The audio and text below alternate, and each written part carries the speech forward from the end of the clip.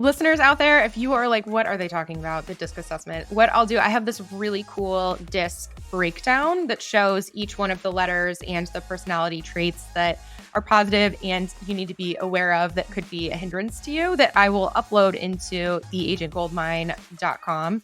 So go there. And then the other thing I'll do is I will include the link. It's a free DISC assessment so you can take your own and you can geek out on what Melissa is talking about right now.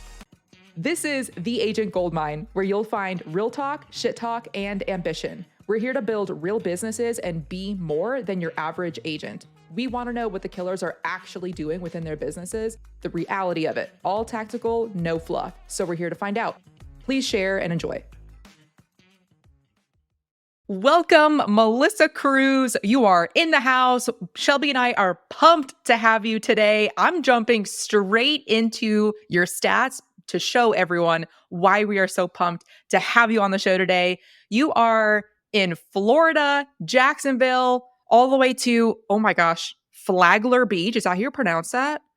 Excellent. Yes. I got the head nod. Flagler Beach. Your niche is you work with first-time home buyers as well as you are a real estate coach. So you also have your whole coaching aspect to this as well, which I love, and we're going to get into more. You have been an agent for over 7 years. You've done over 8 million in volume. You were a solo agent until 2019. You now have 22 agents at your brokerage, and you've done almost 15 million in volume year to date, 2023. We're only halfway through the year. So what is that going to be like? Almost 30 million in volume this year at your brokerage. That's amazing. We're going to go into your golden nugget, which, you know what? I'm going to save that to the end. I'm not even going to announce it. And you're really good at time management. And I know that because you have coached me. You are my coach as a realtor. So I'm like so excited to interview our coach. And Melissa Cruz, welcome. Thank you guys so much for having me. This is so much fun. I'm usually the one asking questions, so it's fun to be asked today. We are turning the tables on you, Melissa. And as we do that, can you take us back a little bit and talk about how you got into real estate, why real estate, your journey, if you would? Yeah, that's a great question. I don't really have a reason why. So to take it back, I'm not from Florida. I'm from New Jersey. And so when I first moved to Florida, again, for no real reason, just because I wanted to I didn't want to grow up and die in Jersey. So I was like, I want to live life. And so I came down. And I worked in retail in management for a few years. And then once I had my children, I decided I didn't want to go back. I felt like there was going to be one day where they were going to ask me to pick my family or my job. And I didn't want to do that. And so I decided to take a year off to just be with my family and just kind of figure out what I wanted to do. And so I started to get the itch again. Like, hey, I need to get back to work. Like, I love the kids and this is great and all, but I need purpose in my life more than just children. And so I was trying to figure out what else is there that I can do. And at that time I was watching a lot of HGTV and my husband's like, why don't you get into real estate? And I was like, oh, that's an idea. And then that was that. And you never turned back. Okay. Well, and now we know you're crushing it now and you're a coach and you're doing all the things with your brokerage, but was it always that way? Like when you got into real estate, you're like, this is easy and crushed it since day one, or what did kind of the journey look like? Yeah, no. So I'm not going to lie, guys. My entire life, any job I've ever had, I've always blown everybody out the water. Like I always started a job and wanted to learn and be the best. And I was. And so that was the mentality that I had when I got into real estate. And when that not happened, I was like, what's happening right now? This is crazy. And so, no, it was not an easy journey at the very beginning. It took me a lot longer to kind of figure things out because I really knew nothing about it. Being that you're from Jersey, and I don't know, maybe it's because I already know you because we've worked together for so long, but I'm thinking that other people could probably sense this already too. You have such a, what is the word? I don't want to mess this up because you're going to kill me otherwise. You have it's more than just energy, but and I don't want to call it bossy. What the do I call it? I don't know what the word is, but you tell people what to do. You're like, hey, no, do this, do that. Assertive. Maybe. I don't know. Is it assertive? I like it. So we're getting there. Yeah.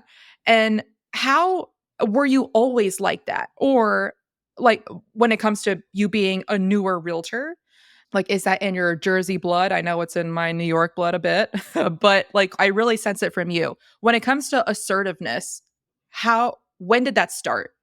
I've always been that way. I've always been that way. Whenever there was an opportunity and nobody else wanted to say something or jump up, I would just do it. Like I would just kind of take charge. And I was bossy when I was a kid. So, I say that's hashtag leadership right there. But I've always been that way. I've always been that way. I've always been in positions where I was in management. So I'm very used to guiding people, telling them what to do, training them and teaching them. So it's always been something that I've done. And you mentioned that you didn't come out the gate doing well. So how did that transition from out the gate not doing well to coach, closings, brokerage, the things? So when I got into real estate, I'm from New Jersey. Most of my family is from New York, right? So my family doesn't buy houses, right? They live in apartments. And so when my family decided, when my mom had me, that we moved to Jersey, and my parents, after, when I was probably 13, bought a house and then sold and bought another house. And I always remember them not having that great of an experience. And so when I moved down here to Florida and I got pregnant with my daughter, my mom came down and she had a terrible, like a nightmare trying to sell her house. And so when I got into real estate, it really made me think about that experience and what did I want to get out of this career? Who did I want to help? And it was people like my parents. My parents bought a house that was probably much more than they could have afforded if something happened to one of them, and it did. And they were in a position, right? And so I just took it upon myself at the beginning to learn what I didn't know, and because it wasn't until I got into real estate that I realized the value of actually buying a house and what that could really mean for a family and how they can change years down the road. And so I took every freaking class imaginable to learn what the hell it was that I didn't know. And then whoever wanted to hear me after I got done to share it, then I just shared, right? Like, because I learn better when I get to learn it. I tell somebody, it stays in my brain better. So that's just what I did. I took for the first good, probably 2 years, I just did class after class after class to learn what it was I didn't know. And so how did you find those like first couple of clients? How did, like, being that you were a transplant, you're not even from Florida? So the first company that I joined offered us floor duty. And so I worked a ton of floor duty. Like my very first listing was a land listing from a guy from New York that I still have never met to this day. What does floor duty mean? Floor duty. So floor duty means that you have an opportunity to sit at a desk at an office for maybe 4 hour shifts. So anybody that walks in or anybody that calls that has a potential real estate need goes to the person doing floor duty, as long as they don't mention a specific agent or anything like that. And I would just get a bunch of those in and just work them to death. And was that your strategy so that in the beginning was your strategy? What is the evolution of your marketing / lead generation strategy? So I started to join different referral groups, right? So I didn't have that many connections here. So I started to join different groups, started to reach out to people who I didn't know. And I just started to like literally talk to everybody that I could. And I want to talk about the start of the brokerage. At what point did you decide to start your own brokerage, and why? So my business partner, actually, she was my coach. So after a few years of being in real estate, I was having this similar production year after year, which was fine, but I kind of plateaued and I was like, there's something that I'm clearly missing. And so I decided to hire a coach. And so I met her at an event because another brokerage was trying to get me to come over, and she invited me to this event. I was like, I'll go, whatever. And that's when I met her. And so she ultimately became my coach. And that's kind of how that got started. And so she coached me for a little over a year. And then that's how I got introduced to the locker room and things like that. And so, there came a point where she came to me and said, hey, listen, I've had this idea for a long time and I've been trying to find another me, and you're it. Are you in? This is what I want to do. Are you game? I was like, oh, yeah, let's go. Are you kidding?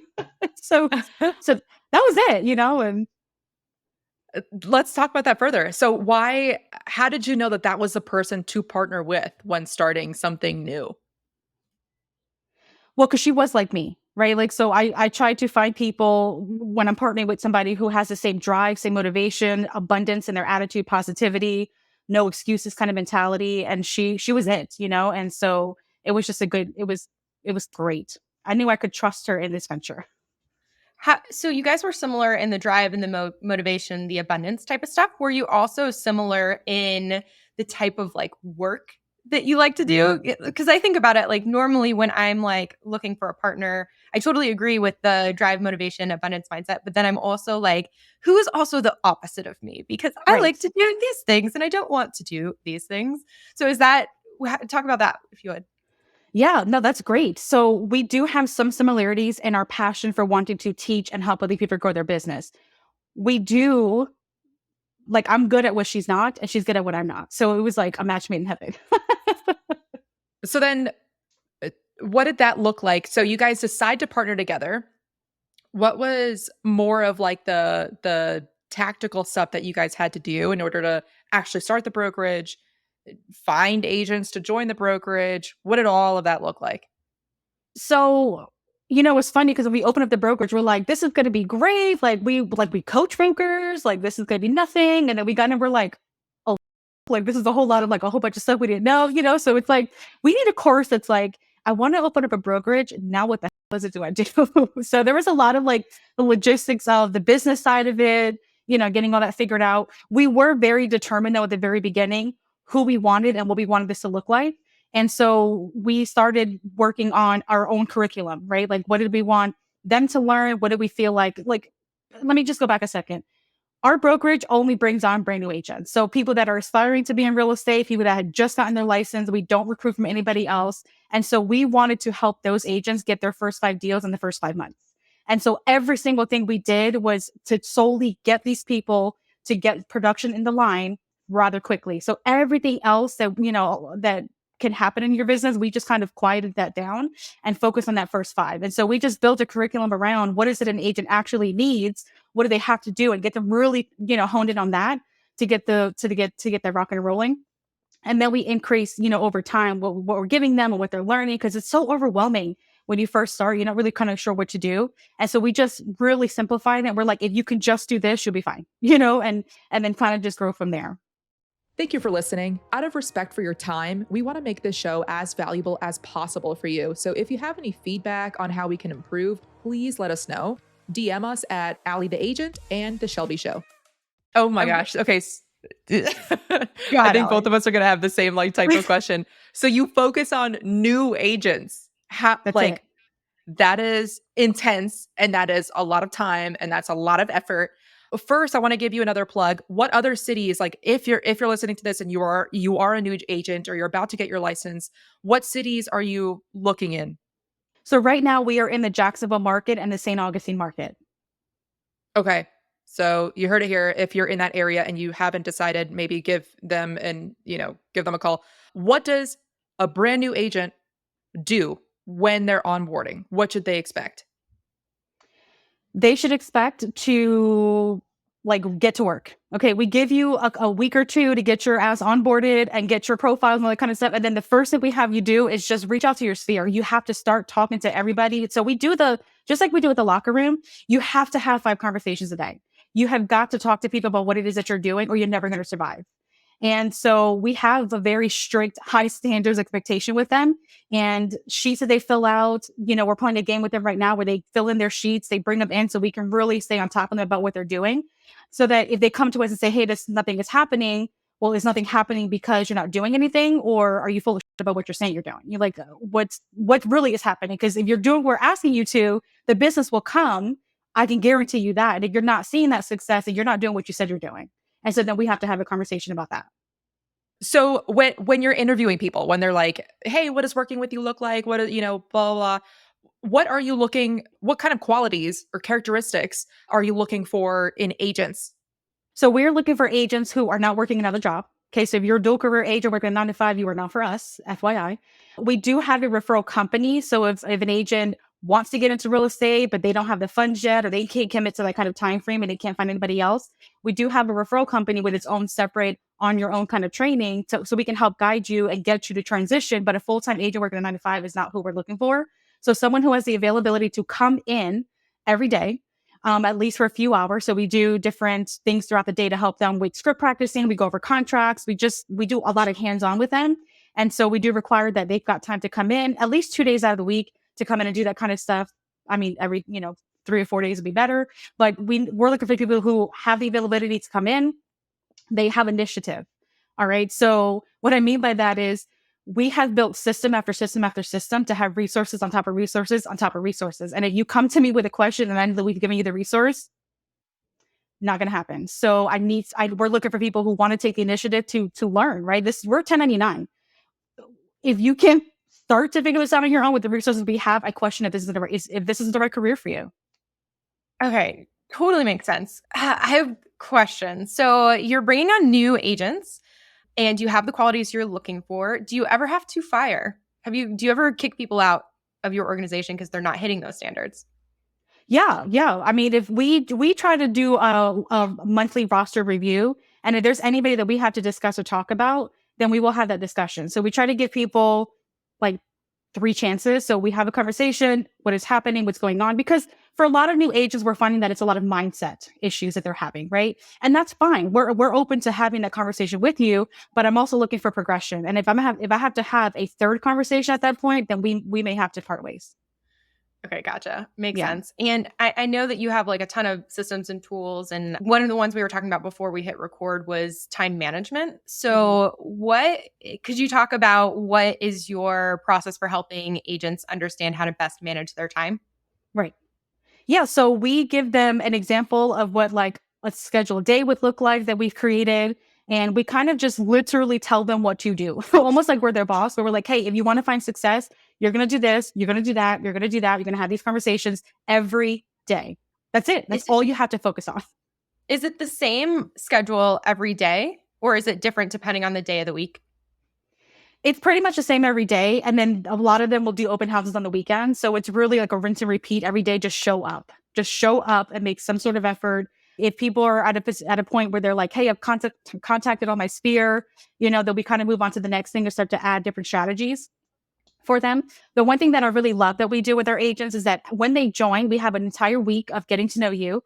Every single person does a strength finders assessment and they do a disc assessment profile, like their profile, whatever, because it helps us understand who our audience is. So if you are more auditory, then we know how to teach you that way. If you're more visual, then I know how to talk to you and teach you that way. So we really try to get to know who they are so that we can help and train them where they are at.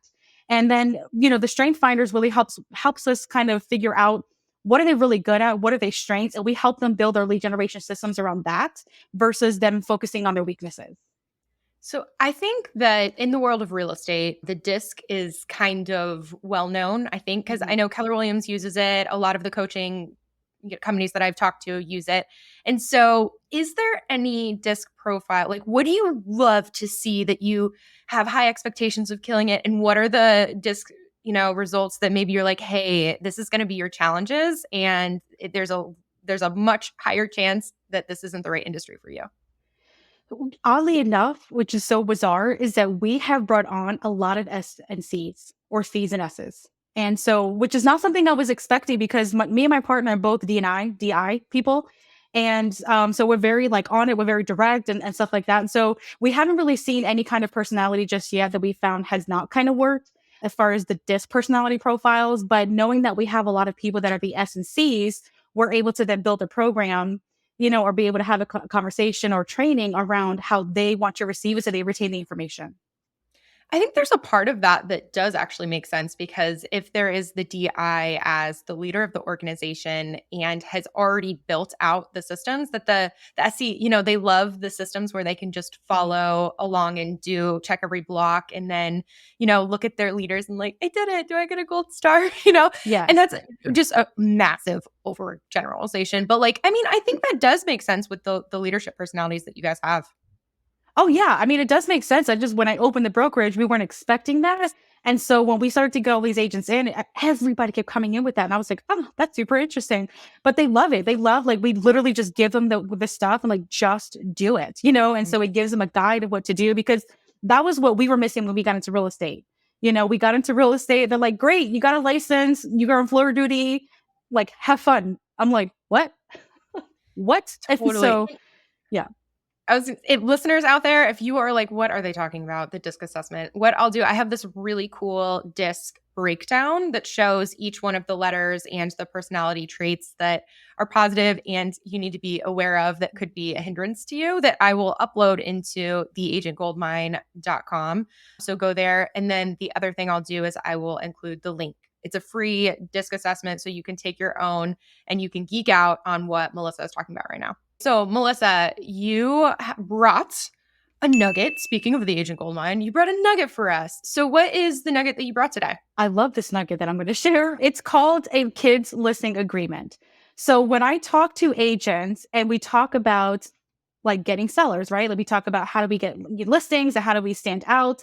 I always tell agents, if you think that your value is saying, I'm going to put a lockbox on your door, I'm going to put a sign in the yard, I'm going to put in the MLS, we're going to sell this baby. I'm like, you are sorely mistaken. So let's not do that, because everybody and their mom that's in real estate can do that. So that's not where you bring the value. So stop. Okay. That's what you're going to do, but that's not the value that you bring. And so one of the ways that I found for me to stand out, especially when people that have families, is to incorporate the family. And I wanted to do that because when I got into real estate, it was a struggle with me and my family, right? And so when I started to incorporate them and really bring them into my world, everything just started to get much more better.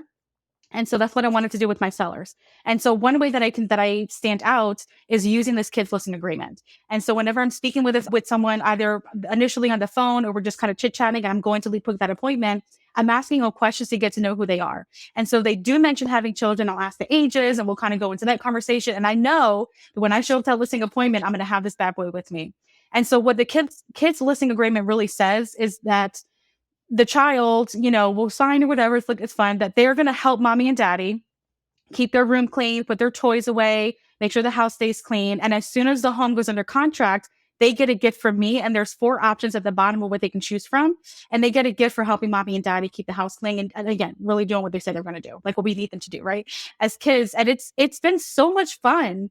And so it really is a great way to stand out. It incorporates the entire family and people freaking love it. Yeah, that is adorable. Love it so much. But in my head, I'm like, oh my gosh, the prize should be when it closes, right? Do you ever find instances where like you give out your prize for going under contract, the contract falls through, and you're like dishing out prizes to these kids? Does that happen? It does happen, and I'm okay with that. So I'm glad that you asked me that question, because contracts do fall apart, right? And I want to be able to reward the children for doing their part. It's not their fault that it fell apart, and it's $20, so I'm okay with dishing out a couple of $20 if I have to. I want to reward their efforts all along the way. And I usually, if a contract falls apart, usually by the second time it picks up and we close, I haven't had one that's like repeatedly over and over again. But if we wait till the property sells, I mean, sometimes it could be months, in a market prior to COVID, it did take longer. We were in a different market. And so I wanted to reward them for their actions and really helping and listening. And so I just decided, as we got the contract, they would get the reward and they would continue to hum on the dad, with the house. I am so awkward around kids. So I'm trying to think of how I would do this. And I remember when you said this in one of our trainings, I'm like, oh my God, this would probably help so much. I literally don't know what to say around kids. I don't know what to do around pets. I don't know. It's something about me. How do you do this when you go to a listing agreement? Is it do you have the kids sit down there? Because sometimes the kids are jumping wild. They're on the backyard. They're zooming in and out underneath the table. I'm like, oh, what do I do? Can you settle down your kid? Do you tell the kid from the start? As you walk into the door, I'm help me picture this. As you walk into the door, how do you involve the kids? Well, I first talk to the parents. So usually the kids are not around. And I tell the parents, hey, listen, I have a little something. I know that she's mentioned having children and I wanted to really kind of get them involved and help you guys. This is what I bring to my listing appointments for people that have children. And I'll go over the agreement with them. It's something that I just kind of put together, and I'll get their permission first. And then they'll pull the kids in and say yes. And then the kids get excited. So I always talk to the parents first to make sure it's okay. And then they'll bring the kids in and then we all kind of get that signed, sealed, and delivered. So do you bring your kids in toward the end, or are they listening to the whole listing agreement or listing presentation? To the end. Okay. Yeah. I'm trying to, I can't even, go ahead. I was going to say obviously this is an amazing strategy and I think it's so it helps you stand out, but it also depends on your target audience. So Allie, I don't know how many listings that you're doing with children. I know, attracting a certain persona leads to certain conversations at the appointment. So Allie, don't stress. You got this. Is it obvious that I'm stressing right now? I'm so many kids I've just ignored and been hello parents, why can't you control your freaking kids? Like, I'm just like so not used to it. But yeah, there are so many times where I could have gotten the kids involved, and instead they're just like running rampant and in fact doing the opposite of what I was there to do, like annoying their mom and dad, being like, hey, I'm hungry, hey, I'm thirsty. And I'm just like, I'm trying to tell them the value of their home, and I don't know how to control these kids because I don't know how to control any kids. We're Kids keeping run kids me the away from fuck Allie. over. Yeah, we're, it's so we're bad. separating. It's so bad. I'm like, can you put them in a little gate? You're too funny. Ali, I would one, yes, don't stress about it. But two, use it as a negotiation tool, right? It's like, just like we have home warranties that we can use, or like, hey, the seller's willing to give this, but we don't want to share that at first. Use it as a negotiation tool. The one thing that I love is that I usually do it towards the end, but you can bust this thing out at any time. Like, hey, by the way, if you want to get your kids to like woos off for a second, I brought this thing in here. What do you guys think about it? Right. And just use it as another tool in your belt to just be able to whip out, because that's going to help you stand apart.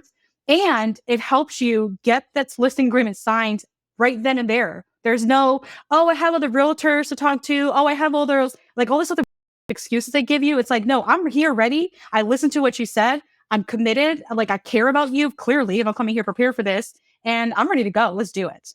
So it really helps it helps me with the close, because it's like, you thought about my kids? I'm like, yeah, I love it. Yo, real quick, this podcast is not free. Cost of admission is sharing with a buddy who'd benefit or throwing it on your Instagram story. Tag us, we'll reshare that shit.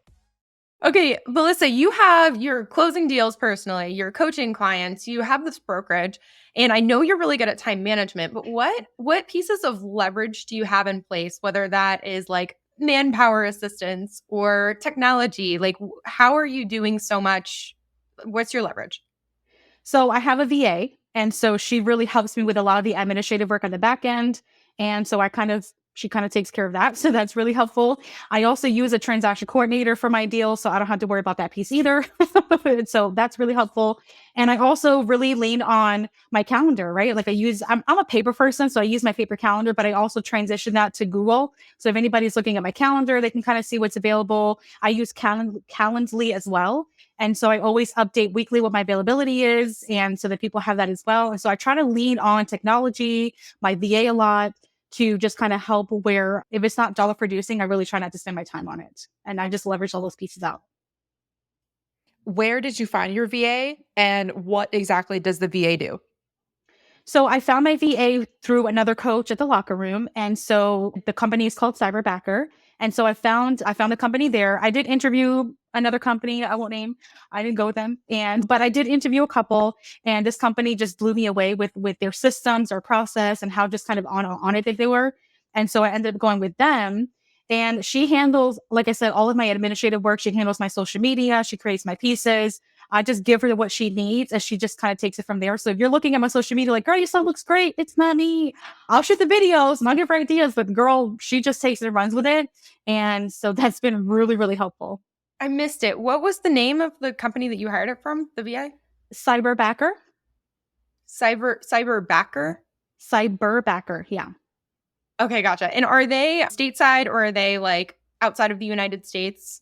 They are in the Philippines. Yeah. They're in the Philippines. Okay, perfect. Yeah. Yeah, just curious, because I'm kind of on the hunt for another piece of leverage in my business. So these questions get, totally personal and selfish. Absolutely. Well, and as far as leverage goes, again, depending on who's watching this, if you're a newer agent, you're not quite sure if you can afford the leverage, it doesn't have to cost you money. Having a good system in place is leverage at the beginning. Using your free tools that your association offers that you've already kind of paid in your membership is also leverage, right? So just think about what tools and resources you have out there that don't cost you money that you can use for now and lean on. And systems is usually the first one, plus a TC, a transaction coordinator, and just start from there until you start to make money and you start to navigate what that looks like, and you can save to then upgrade, your life or your business as you start to have more volume. I want to shift toward your coaching, you as a coach. Yeah. What is like a typical, well, I know, but explain to everyone else, what does a typical coaching call look like with you? And I also want to go into like, what are your more, because I'm sure that you have more common topics and like themes of what you cover with realtors. Talk more about that. So at the locker room, we have a flagship program called Track Plus. And so a lot of our agents that come to us with other brokerages, that's kind of where we start with them. So we either have a business plan that we start with them if they haven't done that before, or we jump kind of right into track. And so that's really kind of where we start. But when you jump on a call with me as far as a coaching call, first thing is accountability. Did you do what you say you're going to do? Right? What were your wins for this past week? What did you learn from this last week? What are you still missing that you need to, that you need to move forward? What was the one thing that you picked up that you've implemented into your business? And so I drive, it's kind of typically how the calls would go, is the accountability first, what you learned, what we're going to do next, and kind of transition to like what the next weeks are going to look like.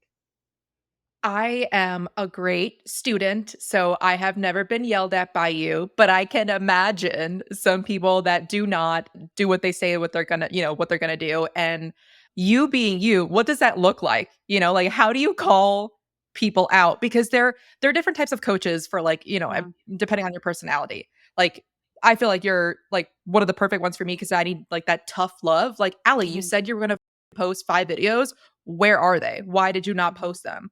And that's the type of like person that you are. I want to talk further about the calling people out. How do you say it? Yeah. I mean, I just tell people like, listen, when I first start with the group, I tell them, I will give you all the love and grace. I said, but do know that if I see you continuing to not do something, I'll call you out on it. Right. And so sometimes people will tell me, well, I had a showing and I had a lead on Zillow come through. And so I just didn't do it. I'm like, well, that's really an excuse. How did that lead go? Well, they didn't answer. So you missed that you didn't do something because I'm like, okay, what got in the way of this week? So it's care and candor, I'll call people out and just say, you know what? If it's okay, I say this, I think you're full of shit. I think that you're making an excuse and I don't know what the reason is for, but I would love for you to share with me what got in the way. Okay, great. So that got in the way. Now, how are you going to make that different tomorrow, next week? Because life is always going to happen. And if you continue to let life happen and that be the reason why you can't get your done, then get out of real estate. I mean, I just don't know what to tell people, you've got to figure out what's important, what's not important, and work from a freaking calendar. You've got a freaking job. This is your job. If you were at a 9 to 5, you wouldn't just be able to get up and leave or just do whatever because it's your job, right? So it's getting their mentality around that this is the same thing. This is the same thing. You are a business owner. Get your done when you said you're going to get it done and then go with life. That's it. But if you're going to come with excuses about I don't like the excuses because you want the results, but you don't want to put the work in. And for me, that's not going to work. So if that's the case, okay, I don't know what to tell you. Dude, if I'm one of your coaching clients or like at your brokerage, I'm like, don't yell at me. Because no, dude, that was like real talk. That was awesome. Like that, I like that you called it care and candor too. I like wrote that down because I think that's a really good way to say it. And I'm kind of like Allie, like I prefer the just spit it out. Like don't sugarcoat it. Don't make me guess. Because sometimes people, if they're not pleased with certain behavior, will just like leave you clues. And then you're like piecing it together and you're like, dude, just tell me. So yeah. I appreciate your style. And looking towards the future, Melissa, what does the next, couple of years look like, or 10, however far in the future you can see? What does that look like? Well, really quick to go back 1 second, you can see it on my face. Please, yeah. Like if you are talking to me, like Allie and I had a coaching call the other day and she was talking and I was like, no, please finish. Please be my guest and finish. She got done. I'm like, awesome. So can I just say what I need to say? She's like, fine. And then I just said, I just say it. Anyway, so because you can see it on my face. And, I can't hide it. It's just who I am. But as far as the next 10 plus years goes, I am really looking to obviously grow the brokerage. I would love to have, multiple locations in different states because we are a training facility, a training brokerage. And so I would love the opportunity to have a place like this in other states because it's not happening. It doesn't exist. And so being able to grow that and have that in different states would be ideal because you guys know the average, agent quits, 87% of agents quit in the first 2 years. I am on a mission to change that 100%. And so this would just further help other people really first get clarity around why they're in this business and really helping them get there so that we can change that number. And so as far as the brokerage side, that's what my goal is over the next 10 years. And then obviously just picking up some more coaching clients, again, when we started a brokerage, we are coaches, we help people, and we still had a hard time starting. I can't even imagine other people who don't do what we do every day and the struggles that they're having, right? So being able to pick up some more coaching clients and brokerages to really help them navigate through so that they can also, they open up this brokerage for a reason. And whether it's a legacy for their family, like whatever it is, I want to help you achieve that goal. And so just being able to help more people do that as well.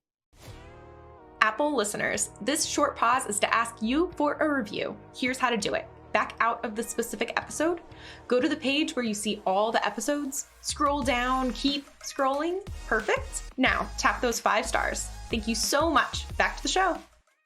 And I'm sure also that you attract the type of clients that already like your coaching style, because otherwise they wouldn't join your brokerage. They wouldn't join if that's not the type of conversations or communication that they liked. So the more that you put yourself out there, like your true self, the more you will attract people that are already attracted to you. So it works hand in hand. Before we go into our last segment of like the wrap up questions, what last pieces of advice do you want to leave? I just want to tell people that are watching, whether you're new or in the business, take care of you. That was something that almost made me fail. Like I almost failed this business because I wasn't taking care of me. And I remember calling my coach and telling her, girl, I'm done. Like I am so done. I'm so exhausted. I'm burnt out. She was like, okay, well, don't do that yet. Don't make any harsh decisions right now. And we kind of talked through it. And it was because I wasn't taking care of me. And so that changed my entire life and my business, was taking care of me first and then loving and giving to other people. And so if you're out there feeling burnt out or you're kind of not sure what to do or whatever, like take care of you, make sure your mind is right. You've got your heart in the right place. You've worked out, whatever it is that you do to fill your cup up, but do that first. And then, go on to get to everybody else. Like real estate, you have to have a servant driven heart to do this. And you can't continue to give to people without giving back to yourself, and it's a hard lesson for me as a mom because I'm a mom. My kids come first, right? And somebody kindly pointed out, like, I appreciate that thought, but if there's no you, then they've got nothing, like if you're not taking care of you, then that's it. Like you're just gone. And so that really put that into perspective for me. It's like, I really have to take care of me first because I am my best self. And everybody deserves to get the best version of me, not the half-assed version of Melissa, because I can't take care of me. I'm thinking that I have to give to everybody else first. And then, by the time it comes to me, I'm freaking tired. Like I'm done. I don't want to do that, so flipping that changed the game for me. Yeah, I think that's a really good piece of advice. And I think a lot of people out there struggle with it, especially like in the beginning when you're trying to do every possible thing you can to grow your business, that it feels like you're being lazy or you're copping out if you take the time for yourself. But you're totally right. It's backwards. It's like if you don't have the energy, then your business won't go anywhere. So I'm super glad. Spoken from a true coach. Okay, first wrap up question that we ask every guest: what is your favorite app or tool other than the Google Calendar? Canva. I love Canva. Canva makes me look good. Even though, okay, how do you use Canva being that you have an assistant now? Or is it because your assistant can use it? It's because she can use it and then I can see what she's doing. And we build a lot of our stuff with our brokers through there as well. We write courses and workbooks and stuff like that. And so it's been very easy to use. I love it. It's one of the things I use the most. Nice. Second question, what events are you going to this year? I am so glad you asked me because this week is our locker room. I mean, it's kind of late now, but this week is our locker room breakthrough event. And so we're going to be in Orlando with everybody this week. That's freaking awesome. Oh my gosh. I bet you're so excited. Super. Dude. Okay. How can we and listeners help you in your business? You guys can help me by showing up, right? Like if you're listening to this and you want to get into real estate or you're in it and you're struggling, reach out to me, but reach out to me if you're serious. Like if you still are feeling like I might be able to do it, I don't know, but you're full of excuses. Like don't come to me with excuses, come to me ready to work and we're game. I love that. I'm actually making a video today. I'm going to record it on who should not join our community. And I am taking some lessons from you, Melissa, with like just you being serious as to like, hey, if you're this type of person, you're not the fit for us. And I have been so hesitant to say that. I hesitated right now as I'm saying it out loud to you guys. Well, I'll let you know how it goes. But okay, go ahead. No, please. No, I was going to say, I don't want to sound like I'm being harsh, but it's just the game, like people that are doing what I'm doing, we are doing it because we love it, right? Because we know that we can help you. And sometimes it comes without even getting paid until you get paid, right? Until you make it. You know what I mean? So we put a lot of time and energy into it. So don't listen to this. Listen to this and hopefully think, wow, Melicia's pretty harsh. I have to be because it's my livelihood. It's my business. I make money if you make money, right? And so that's why I say, if you are serious, I'm game. I will work as long as it needs to, just like a buyer. Like, that's why I love working with first-time home buyers. I don't care how long it takes. If you're in it to win it, so the hell am I. And it's the same thing for an agent. If you're in it to win it, I don't give a how long it takes me to make money off of your ass, but I will do it with you because I know you're in it to win it. You're putting in the work and it's going to pay out for both of us, you know? And so, I love people. I promise. Yeah. No, and you can tell like you actually are there to help them. Or at least I can tell. I mean, I've been in it. So if people wanted to contact you, where can they reach you? What's the best way? Shoot everything. I am literally everywhere. So YouTube, Facebook, Instagram, all the platforms. I'm not hard to find. So just put Melissa Cruz and you'll find me everywhere. Okay. Yeah. I was going to ask, what's your handle? Is it Melissa Cruz? Just Melissa Cruz? Yeah, most of my stuff will say mcruz19 or some which way, shape, or form, you know, but very easy to find. Perfect. And listeners, if you want to hang out with me and Allie, you know where to go. But just in case, we are Allie the Agent and The Shelby Show on the gram. Also, definitely go to theagentgoldmine.com, especially since Melissa is submitting her children's listing agreement there. Don't want to miss that. And otherwise, guys, that is all we have for today. Thank you so much for hanging out, Melissa. And listeners out there, this is for you. Be a bro and share this show. Bye.